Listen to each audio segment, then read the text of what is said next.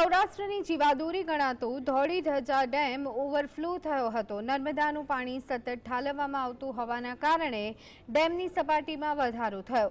ઉલ્લેખનીય છે કે ડેમમાંથી મોરબી, જામનગર, રાજકોટ, ભાવનગર, બોટાદ ગામોમાં પીવાનું પાણી પૂરું પાડવામાં આવે છે।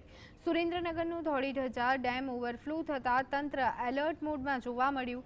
ડેમમાં પાણીની આવકના પગલે ખમિયાણા, નાના કેરાડા, વઢવાણ, શિયાળી, નટવરગઢ, મેમકા, ભાડિયા, જાંબુ સહિતના ગામોના લોકોને નદીના પટમાં અવરજવર ન કરવા માટેની સૂચના આપી દેવામાં આવી છે।